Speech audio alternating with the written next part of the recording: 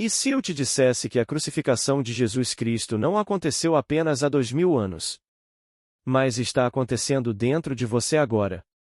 E se o verdadeiro túmulo classificado na Bíblia não fosse uma caverna em Jerusalém, mas o seu próprio crânio? Em uma de suas palestras mais misteriosas, Neville Goddard revelou algo que muda completamente a forma como entendemos a história bíblica. Segundo ele, a crucificação não foi apenas um evento histórico. Foi o momento em que Deus se tornou o próprio homem. Não é um milagre que tenha acontecido com uma única pessoa. É um despertar que acontece com todos nós.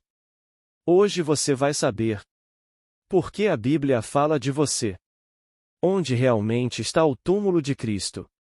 E o que Neville Goddard viveu quando afirmou ter despertado dentro dos próprios crânios? Prepare-se. Porque depois deste vídeo, você talvez nunca mais leia a Bíblia da mesma maneira. Começa com a crucificação e termina com a ressurreição. Mas hoje, milhões de pessoas participaram do culto e aprenderam ou ouviram a história de Deus morrendo para salvar a humanidade. Centenas de milhões, sem dúvida, participaram. Eu mesmo fiz isso ano após ano, por incontáveis anos, ensinando a mesma história, o mesmo clamor na cruz. É muito difícil mudar o significado de um evento depois que certas interpretações são dadas a ele e se fixam na mente do público. Então, aqui, esse evento estava tão fixo em minha mente que devo confessar que foi difícil desfazê-lo, e somente a revelação poderia realmente fazê-lo. E assim, espero poder compartilhar com vocês minha experiência real, na esperança de que eu possa desfazer essa ideia fixa que se fixou na mente do público e colocar em seu lugar aquilo que me foi revelado. Vocês encontrarão isso na Bíblia, está tudo nas Escrituras, mas, infelizmente, embora leiamos o livro repetidas vezes, parece que falhamos quando tentamos encontrar aquele de quem o profeta falou. Não conseguimos encontrá-lo.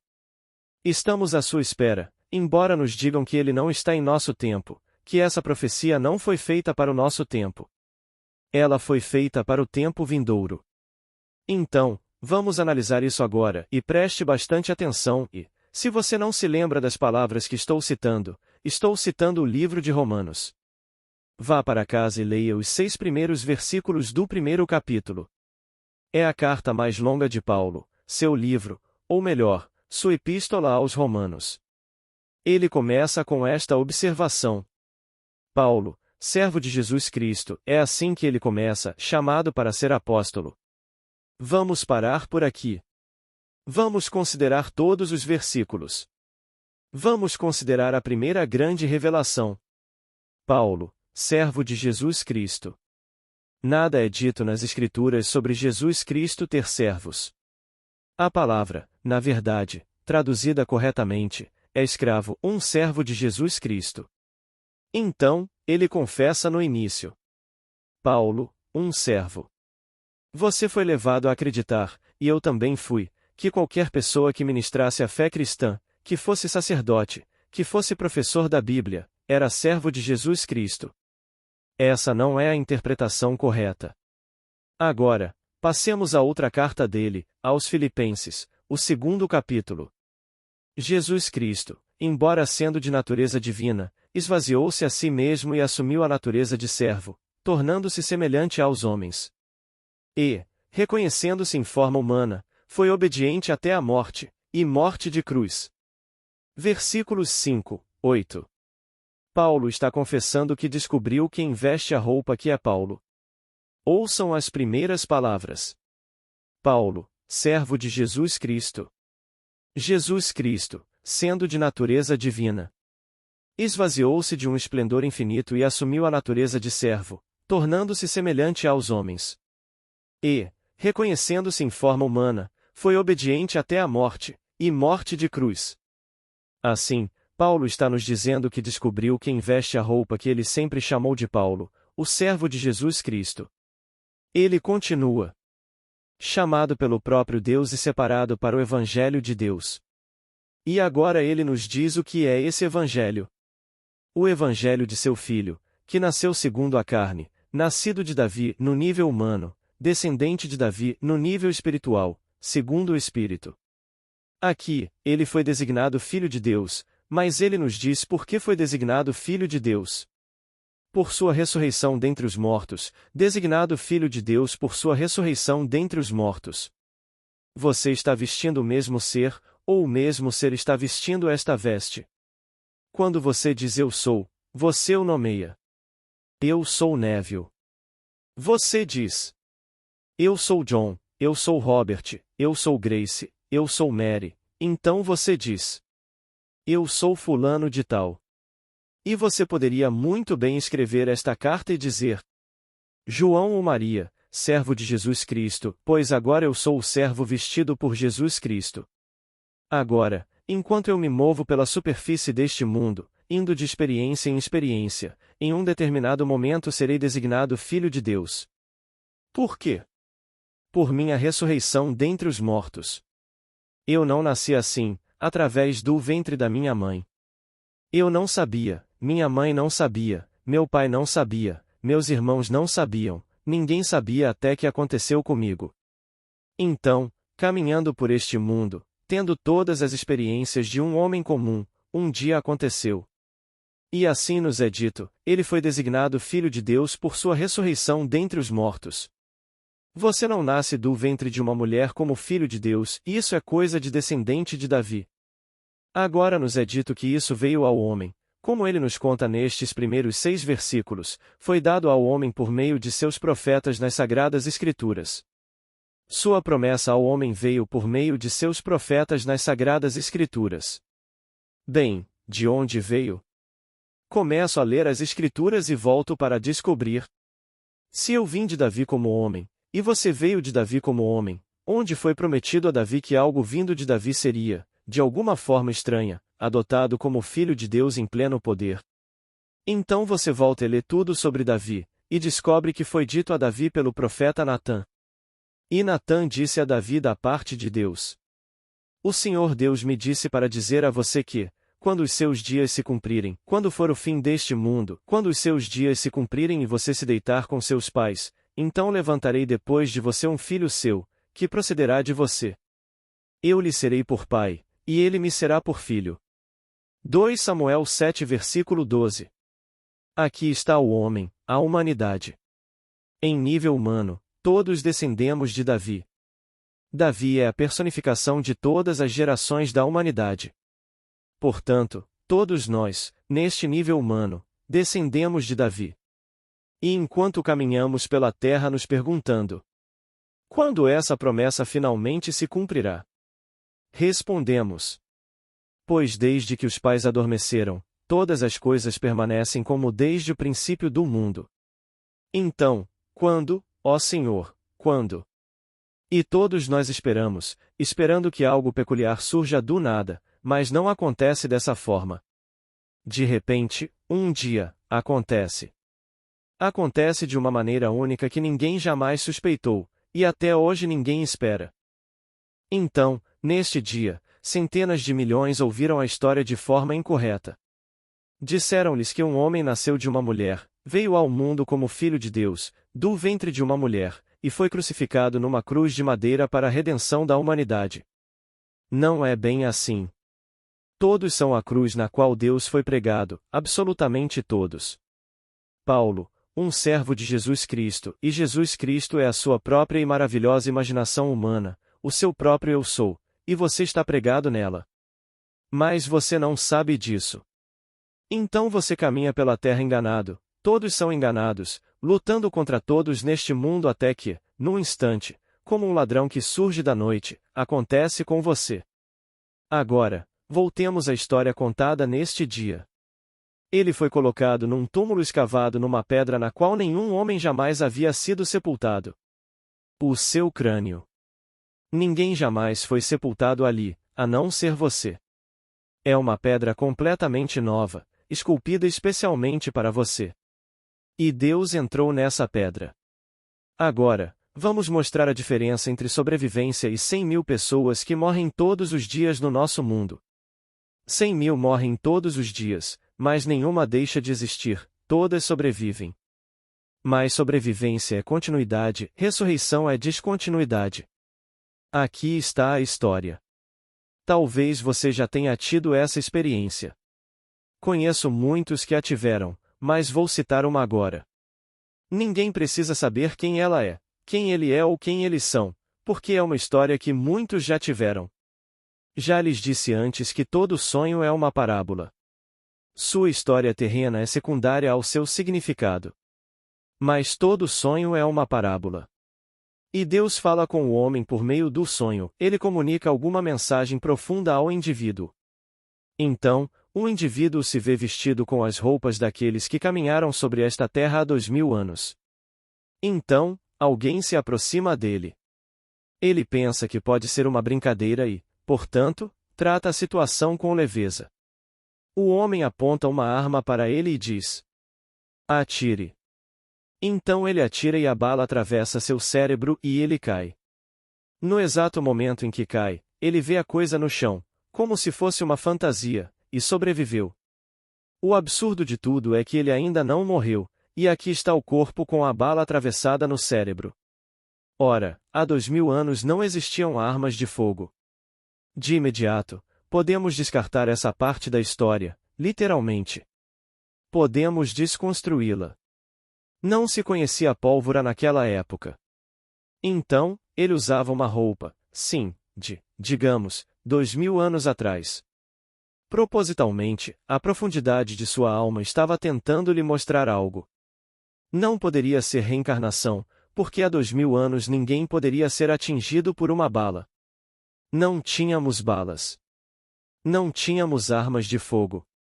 Bem, qual é a verdade central desta história? Sobrevivência é continuidade. Não houve mudança na consciência daquele que presenciou o evento. Ele se levantou e viu o corpo que acabará de ser atingido e, aos olhos do mundo, morto. Ele emergiu como um ser vivo, mas o mesmo ser que era um segundo antes. Podemos descartar a bala, não existiam balas há 2000 anos. Nem dinamite, por exemplo, há 2000 anos. Não a conhecíamos. Mas ele se encontra em um mundo antigo, então a série tenta mostrar a ele que, apesar das inúmeras mortes neste mundo, existe continuidade. Mas esta noite estou falando de descontinuidade. É um quadro completamente diferente, e todos estamos destinados à descontinuidade. E a ressurreição é o ato mais poderoso de Deus, o único ato que a distingue de todos os outros e revela Deus como um Deus dos vivos, não dos mortos. Todos nos tornamos filhos de Deus pelo seu ato mais poderoso, o ato da ressurreição. Assim nos é dito. Ele foi designado Filho de Deus pela sua ressurreição dentre os mortos. Ninguém vem a este mundo de um ventre sagrado neste mundo como um ventre físico, ninguém, tudo isso descende de Davi. Portanto, esqueçam a história contada hoje sobre o Filho de Maria e conheçam o ser que está realmente aqui, presente nesta plateia esta noite, vestindo todas essas vestes. E vocês podem dizer: usem seus nomes, não digam Paulo, qualquer que seja o seu nome. E de Paulo, digam de João, de Roberto, de Neville, um servo de Jesus Cristo, porque ele, o Jesus Cristo em meu próprio eu sou, se esvaziou. Tendo a forma de Deus, esvaziou-se desse maravilhoso esplendor e assumiu a forma de servo ou escravo, e, nascendo à semelhança do homem e encontrando-se na forma do homem, tornou-se obediente até a morte, morte de cruz. Filipenses 2, 7. E esta é a cruz. Posso lhes contar que tive a experiência da crucificação, e é o estado mais estático do mundo, a sensação mais gloriosa do mundo, sem nenhuma dor. Naquela noite, eu era em uma multidão incontável caminhando em direção a uma Meca invisível, o cumprimento da promessa de Deus, um mundo antigo também, todos vestidos com trajes árabes. Uma voz vinda do espaço disse: e Deus caminha com eles. Uma mulher ao meu lado questionou a voz, ninguém viu o rosto, todos nós ouvimos a voz, ela disse: se Deus caminha conosco, onde ele está? A voz respondeu, todos nós ouvimos a resposta, ao seu lado. Essa mulher em seu traje árabe virou-se para o lado, literalmente, olhou para o meu rosto, bem nos meus olhos, e então ficou histérica, de tão engraçado que foi. E perguntou: o quê? Neville é Deus? E a voz respondeu: sim, no ato de despertar. Então a mesma voz, mas desta vez nas profundezas da minha alma, ouvida apenas por mim, por mais ninguém. Ela ouviu a resposta à sua pergunta. Sim. Isso teria sido verdade para qualquer pessoa ao seu lado. Se Grace estivesse ao seu lado, Jack ao seu lado, Bob ao seu lado, qualquer pessoa, a resposta teria sido sim. Todos nós estamos no processo de despertar. E então, nas profundezas da minha alma, ouvi uma voz que dizia: Deus se deitou dentro de você para dormir, e enquanto dormia, teve um sonho. Ele sonhou. E então eu soube a frase completa. Fiquei tão emocionado que comecei a despertar, mas no processo de despertar, minhas mãos se transformaram em vórtices, minha cabeça em um vórtice, meus pés em vórtices e meu lado direito em um vórtice. Eu estava pregado por esses vórtices bem no meu corpo. Acordei na minha cama em Nova York, extasiado além da conta, pois eu era nesse oceano infinito de humanidade caminhando em direção a, eu diria, um objetivo invisível. Eu o chamava de Meca, então, porque éramos todos como orientais, caminhando em direção ao que seria, naquele mundo árabe, o mundo de Meca. Todos nós estamos caminhando em direção a isso. E essa era a minha visão para compartilhar com todo o vasto mundo. Eu era o mesmo ser então como sou agora, sem nenhuma mudança de identidade. Assim como aquele que levou um tiro na cabeça não teve nenhuma mudança de identidade. Para que, após esse evento, você continue sendo o mesmo ser. Agora, deixe-me compartilhar com vocês o que quero dizer. Isso aconteceu há muitos anos atrás. E então, há 4 anos, em 1959, senti uma vibração intensa na base do meu crânio e comecei a despertar. A voz que ouvi naquela noite dizia: Sim, ele é Deus no ato de despertar, e então comecei a despertar. Bem, manhã após manhã, tenho despertado neste mundo ao longo dos meus 59 anos, tenho plena consciência de despertar todas as manhãs e pensei que este fosse um despertar semelhante, pois era despertar, sem dúvida. Comecei a despertar. Ao ficar totalmente desperto e alerta de uma maneira que nunca havia experimentado antes, eu estava dentro do meu crânio. Hoje, se você estivesse na igreja, ouviria a história. E quando chegaram ao lugar da caveira, ali o crucificaram. Eu despertei dentro do meu crânio. Meu crânio, se posso descrevê-lo, digamos que do tamanho desta área do palco. Estou de pé dentro do meu próprio crânio, mas não há abertura, nem olhos, nem ouvidos, nem narinas, nenhuma abertura, está completamente selado. Mas a vibração começou na base do meu crânio. Estou completamente acordado. Nunca senti tamanha clareza em toda a minha vida, mas estou completamente selado no sepulcro do crânio. É o túmulo onde eu, que vestia este corpo, agora jaz. Então comecei a me mover, e fiz isso sem perceber conscientemente, automaticamente, e empurrei a base do crânio. Algo rolou, simplesmente rolou, como uma pedra, e então eu saí, de cabeça para baixo, centímetro por centímetro, deste meu crânio.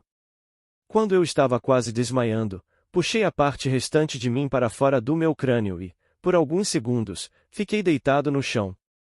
Então me levantei, olhei para trás e vi aquilo de onde eu havia saído.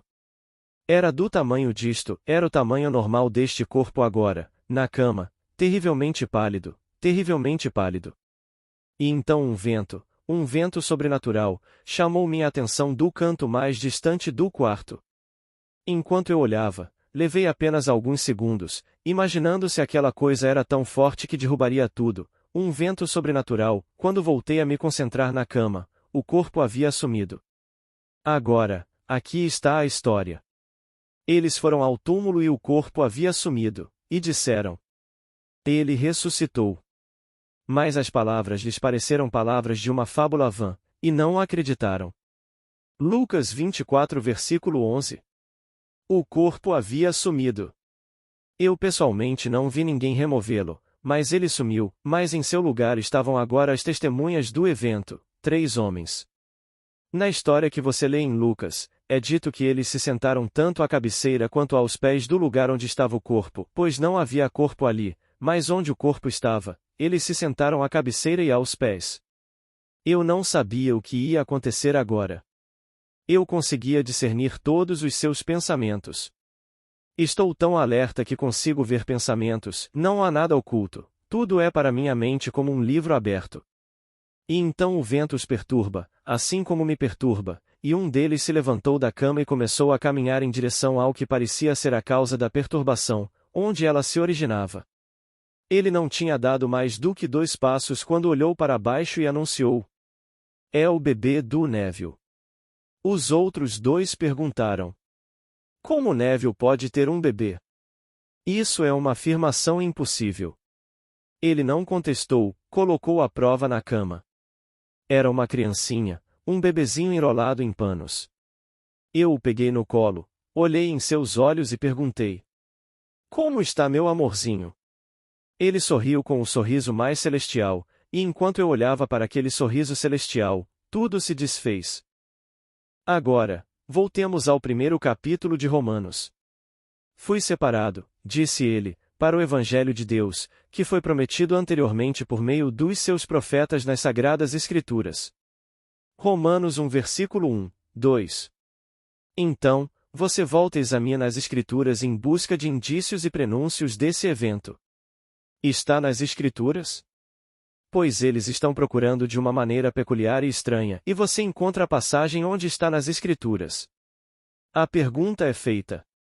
Além do que foi dito sobre Davi, quando ele sair de Davi, ele suscitará de Davi um filho que sairá de seu corpo, mas, ele, o Senhor, está falando: eu serei seu pai e ele será meu filho. Mas agora este incidente. E você volta e lê. Pode um homem ter um filho? Ele não espera pela resposta e continua. Por quê, então, vejo todos os homens? Não um homem em particular, mas todos os homens. Esta é uma profecia para todos os homens, e por homens entende-se a humanidade, homem e mulher. Por que vejo cada homem com as mãos se contorcendo, como uma mulher em trabalho de parto? Porque todos os rostos empalidecem. E continua. Nunca se viu dia como este em toda Sião. Jamais se viu algo assim em Sião, porque nenhum homem consegue compreendê-lo, nenhum homem consegue apreciá-lo, e todos o negariam até que acontecesse no homem. Pois ele predisse isso por meio de seus profetas nas Sagradas Escrituras. Os profetas que o receberam não o compreenderam e perguntaram: Ó Senhor, quando isso acontecerá? Foi-lhes dito: não é para o teu tempo, mas para o nosso tempo. O tempo ainda não havia chegado para que essa germinação acontecesse, para que se desdobrasse no homem. Então, voltem e leiam. Vocês que desejam ler, voltem a Jeremias, capítulo 30, e leiam a história nos 2 primeiros versículos, até o 6º e 7º versículos. Leiam os 6 ou 7 versículos completos onde o profeta foi instruído a ir e perguntar. Na verdade, ele está perguntando: como isso pode acontecer? Então aconteceu no homem. Não em Jerusalém, na superfície desta terra, acontece neste corpo, em todos os corpos do mundo. Agora, neste domingo, acontecerá o grande evento e o mundo será informado de que ele ressuscitou. As pessoas aguardarão com esperança o seu retorno, sem saber como ele virá à humanidade. O seu retorno significa que ele virá à humanidade, a ressurreição está acontecendo. A crucificação terminou, todos foram crucificados com Deus, todos. Não há uma única criança nascida de mulher que não tenha sido crucificada com Deus. Como nos é dito no capítulo 6 de Romanos. Se fomos unidos a ele na semelhança da sua morte, certamente também o seremos na semelhança da sua ressurreição. Versículo 5. Observe a diferença no tempo verbal. Fomos unidos a ele na crucificação, em uma morte semelhante à sua. Agora, seremos, veja a mudança no tempo verbal, ressuscitaremos com ele em uma ressurreição semelhante à sua. Seremos um com ele, uma união com ele em nossa ressurreição, porque somos filhos de Deus por meio da nossa ressurreição. Nenhuma criança nascida de qualquer mulher neste mundo por esse nascimento, por mais sagrado que seja, você poderia chamar de nascimento eugênico. Bem, esse não é um nascimento sagrado. Todo nascimento é sagrado aos olhos de Deus. Não me importa como a criança foi concebida, toda criança concebida é concebida por Deus. Mas esse é o descendente de Davi, a forma humana, o servo que Deus então assumiu. Enquanto Deus caminha sobre a terra, sem nem mesmo saber que é Deus, então ele nasce do alto por um caminho predito por Deus através de seus profetas nas Sagradas Escrituras. E quando isso acontece com o homem fica perplexo. Ele é o mesmo homem. Sua relação com a sociedade não mudou. Ele sabe que é o mesmo marido, o mesmo pai, o mesmo filho, o mesmo irmão, o mesmo amigo, ele sabe que é. Mas ele caminha com esse conhecimento do que lhe aconteceu. Tendo estudado as Escrituras antigas, ele vê nelas todos os prenúncios, todas as indicações daquilo que agora experimentou, e fica perplexo. Ele agora vê que os profetas, quando previram isso, sua visão era, como a de todos os profetas, prefiguração, e eles viram como presente o que era futuro, viram como próximo o que era distante. E então partimos na longa jornada e, enquanto estamos na jornada, como um ladrão na noite, isso nos acontece repentinamente. E então sabemos agora, voltando às Escrituras, que estamos partindo deste mundo. Pois não há mais continuidade, mas sim descontinuidade. Então a pergunta é feita: de quem ela será esposa na ressurreição? A resposta vem: na ressurreição, nem se casam nem são dadas em casamento. Lucas 20 versículo 35. Vocês não conhecem as Escrituras nem o poder de Deus, pois ele agora é um filho de Deus, tudo porque ele é um filho da ressurreição. Não é mais parte deste mundo que se move em sua roda, e, portanto, nada muda neste mundo, é simplesmente continuidade. Se você já teve a experiência da continuidade, de ver um corpo cair com uma bala atravessando seu cérebro e não perceber nenhuma mudança em si mesmo, você saberá a diferença entre sobrevivência, que é continuidade, e ressurreição, que é descontinuidade. Por que então você retorna à forma da qual se esvaziou, quando vestiu, por razões educativas, a veste de escravo? Essas são as vestes de escravo, e todo homem neste mundo, toda mulher neste mundo, veste essas vestes que Deus usa. Ao vesti-las, ele primeiro precisa se esvaziar de seu ser infinito, de sua forma glorificada, para assumir a forma de um homem e caminhar sobre a terra como um homem por razões educativas nesta escuridão instruída. Isso, acredite ou não, é muito importante, pois nessa contração do infinito até um ponto em que não pode mais se contrair, que é essa condição de escravo, ela expande sua luminosidade, expande sua glória por meio dessa contração. Não há limite para a translucidez, mas há um limite para a contração, e esse limite é a vestimenta que Deus assumiu como escravo ao vesti-la, esvaziando-se primeiro do ser que ele realmente é, que é Deus. Então você lê e ele confessa que foi Paulo quem teve as experiências. Pois Jesus Cristo é o eu sou de toda criança nascida de mulher. É Paulo quem está contando a história. É Paulo quem está confessando o grande segredo do cristianismo. E assim, esta noite, ao pôr do sol, o mundo judaico está contando a história de sua liberdade, sua libertação da escravidão. A libertação da escravidão é sempre associada à serpente subindo em uma haste. Esta noite, eles podem não contar dessa forma, mas fazem 4 perguntas, há 4 taças de vinho e 4 de cada coisa na mesa. Eles não respondem a essas perguntas corretamente. O 4 é um símbolo, apenas um símbolo. O 4 é uma porta, o Dalete, e o Dalete é eu sou. Bem, Dalete é a porta, ele disse. Eu sou a porta, não entrem nem tentem entrar de qualquer maneira, de qualquer outra forma, a não ser pela porta. Eu sou a porta. João 10, 9. E a 4ª letra do alfabeto hebraico é Dalete. É o símbolo da porta e ele diz: eu sou a porta. Ninguém nos conta isso no ceder desta noite. Ninguém nos diz porque o 4º filho era Judá, louvado seja. Ninguém nos conta. Esta noite, uma história me veio à mente na semana passada. É uma das histórias mais encantadoras. O homem está aqui esta noite, se alguém pudesse terminar a carta que me escreveu como ele fez. Ele disse: 40 anos atrás, no estado de Washington, eu tinha 17 anos, e enquanto selava um cavalo na nossa fazenda de trigo, o cavalo simplesmente pisou no meu dedão do pé, e meu dedão ficou gravemente ferido. Não só perdi a unha, como também danifiquei ou lesionei a raiz da unha, e desde então até alguns meses atrás eu tive uma unha estranha. Ela não crescia como uma unha de verdade, apenas um pedaço dela nascia. Estava sempre dolorida e era muito incômoda no meu pé, essa parte da unha. Por 40 anos, desde os meus 17 anos até hoje. Ele confessa que tem 57 anos. Ele disse: li seu livro A Lei e a Promessa. Vi uma história em que uma senhora, ferida ainda muito jovem, voltou no tempo e reviveu a experiência em que não havia se machucado. Então, voltei no tempo e vi minha unha do dedão como era antes de ser ferida. Fiz isso todas as noites por apenas 3 noites, e depois de alguns dias, quando parei, notei uma pequena gosma amarelada ao redor da unha. Então, a unha caiu e uma unha completamente nova nasceu. Pela primeira vez em 40 anos, eu tinha uma unha do dedão perfeita. Ele termina sua carta assim. Mas, Neville, o que me surpreende é que, por tão pouco, recebi tanto.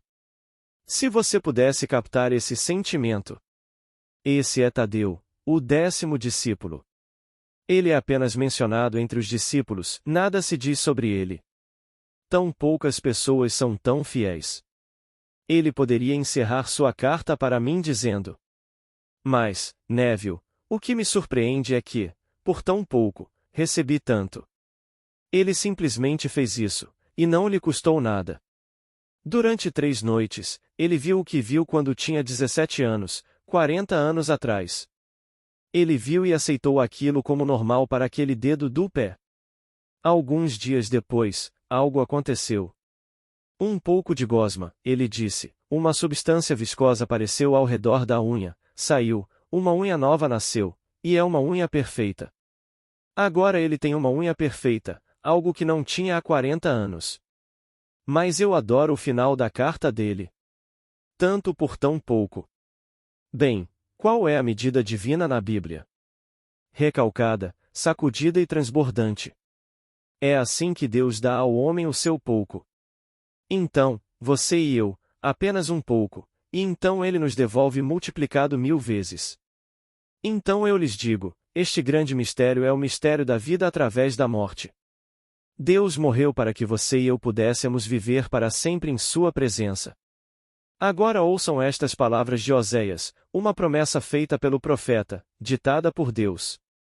Depois de 2 dias ele nos dará vida, ao terceiro dia nos ressuscitará, para vivermos diante dele.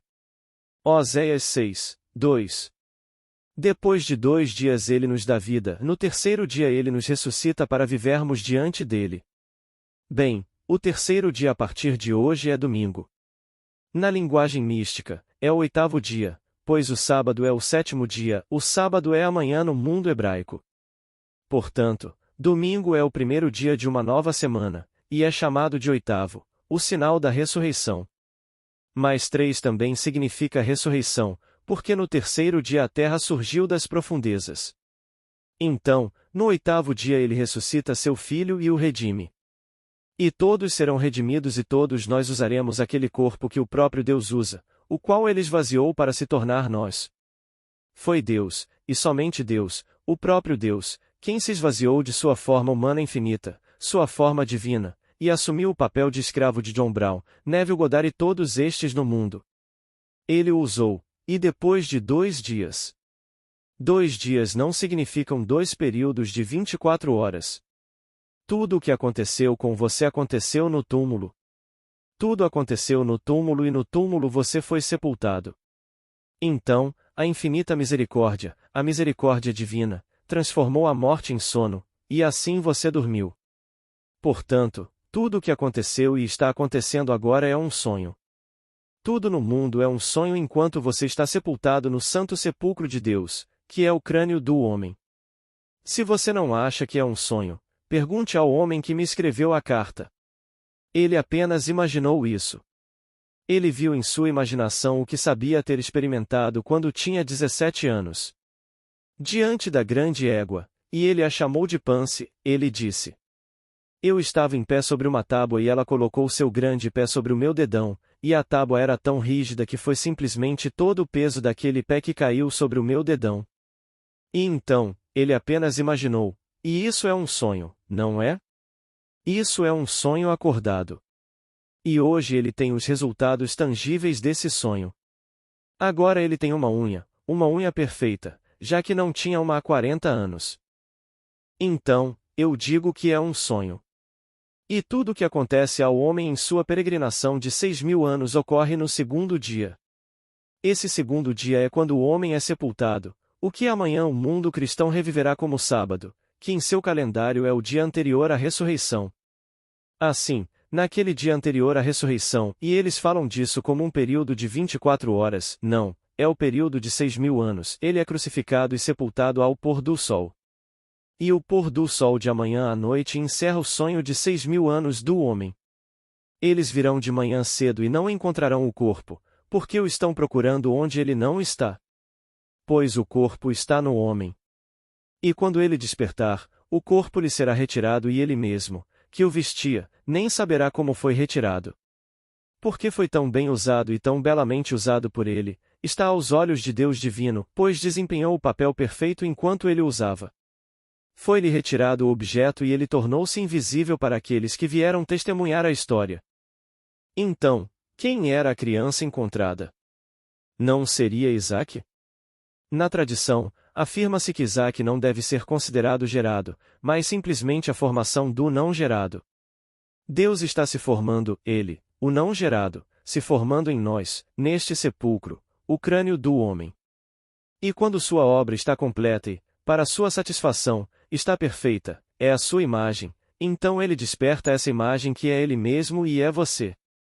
Façamos o homem à nossa imagem e quando a imagem está perfeita e viva, exatamente como ele, a ponto de poder assumir sua forma gloriosa, ele a desperta naquele sepulcro. Ele desperta e se vê completamente sepultado, sem saber por um instante sequer, em toda a sua peregrinação, que um dia estivera sepultado ou adormecido. E então ele acorda e sai, e aqui se cumpre a promessa.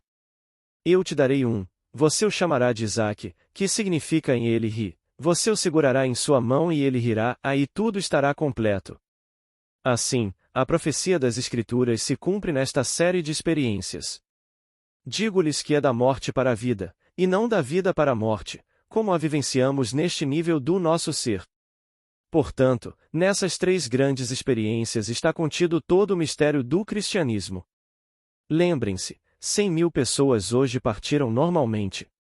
Espero que todas saibam, e agora, certamente, vivenciam isso, que não há morte.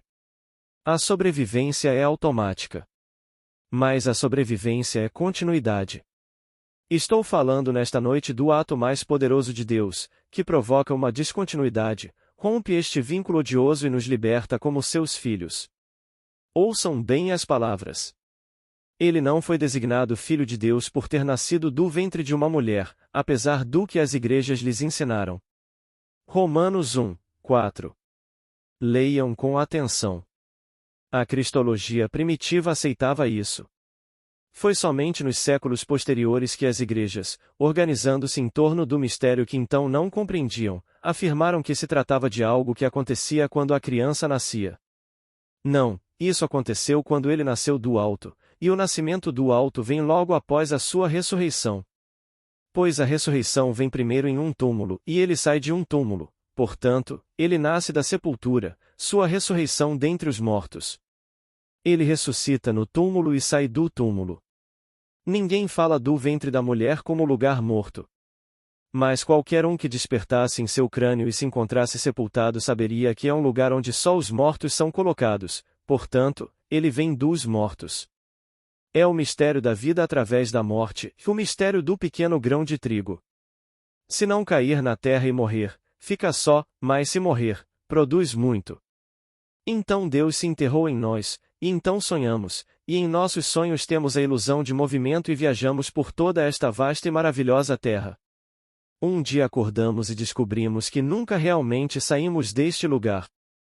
Então, quando me disseram, muitos anos atrás, que você não se move quando está acordado, assim como não se move na cama quando dorme, é tudo um movimento da mente. Você só acredita que se move quando está acordado na mesma medida em que acredita que se move quando dorme. Bem, então eu acordei. E como eu poderia entender isso se naquele mesmo dia eu tinha compromissos que me levariam para fora do meu apartamento em Nova York? Eu estava viajando, e ainda assim, eis que surge a voz me dizendo: você não se move quando está acordado, assim como não se move na cama quando dorme. Que eu não me movo na cama quando durmo, isso é óbvio. Eu me levanto de manhã, ainda estou na cama depois de uma experiência de longas viagens, mas agora ele compara isso com o que eu penso que me movo. E assim, quando acordei em meu crânio e me vi em um túmulo, percebi que a voz estava dizendo a verdade. Mesmo que esta noite eu vá dirigir para casa e amanhã viaje, ainda preciso saber que tudo isso está acontecendo em um sonho. E assim o grande Shelley estava certo. Ele despertou do sonho da vida. Somos nós que, perdidos em visões tempestuosas, travamos uma luta inútil com fantasmas. Agora, aprenda o que aquele senhor que me contou esta história esta noite já aprendeu. Imagine algo que era prejudicial há 40 anos, volte e veja como deveria ter sido visto ao longo desses 40 anos.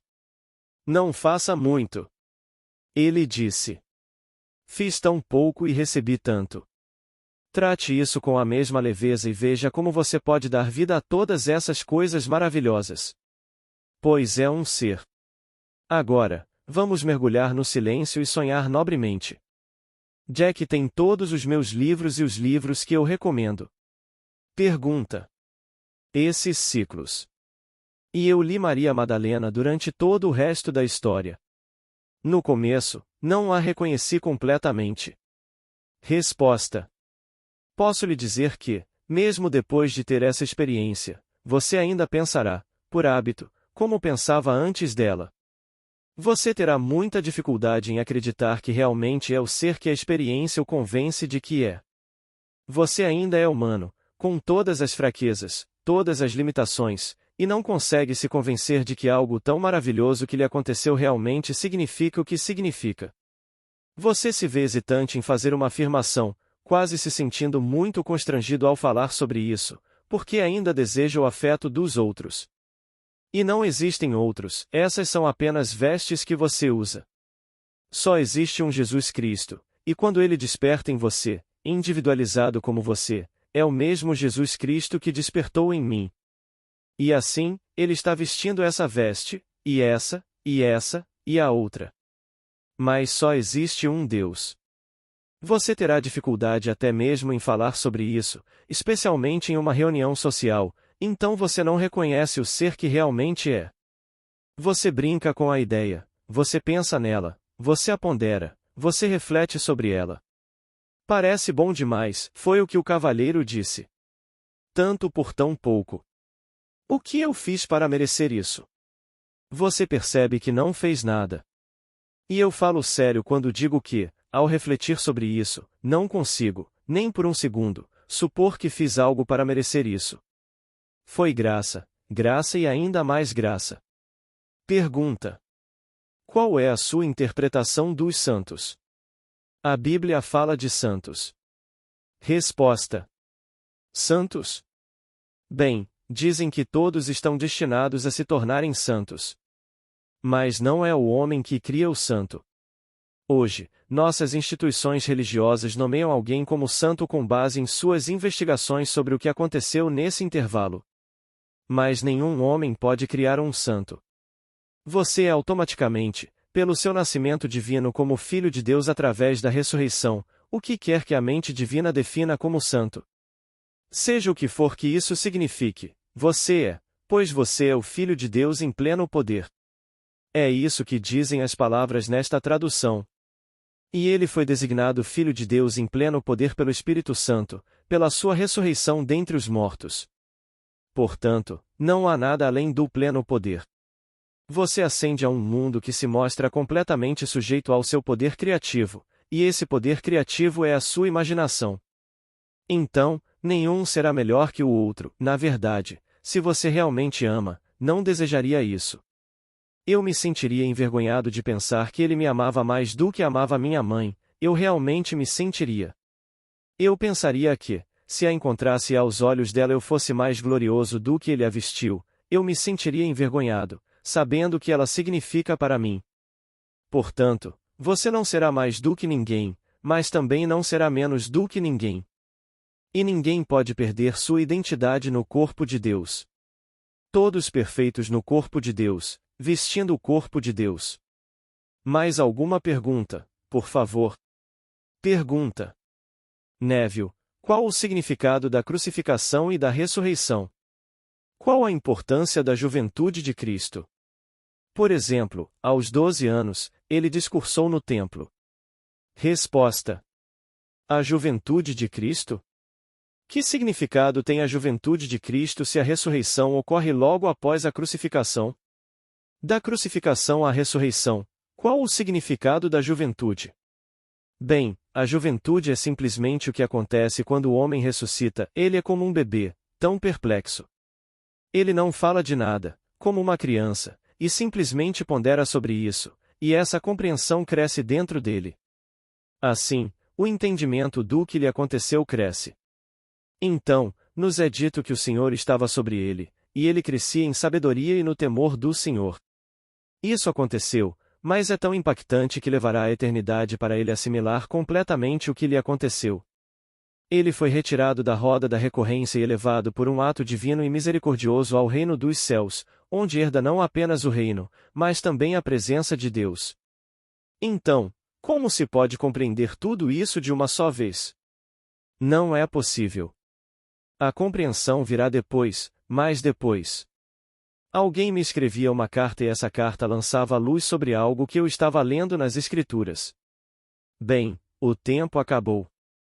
Depois desta noite, voltaremos à normalidade da lei. Então, começaremos na próxima semana. Tenho quase certeza de que o assunto, seja qual for, será sobre a lei. Por favor, enviem-me suas cartas e contem-me como vocês a usaram e com que sabedoria. Espero que vocês tenham resultados fantásticos em suas vidas. Até a próxima terça-feira. Obrigado.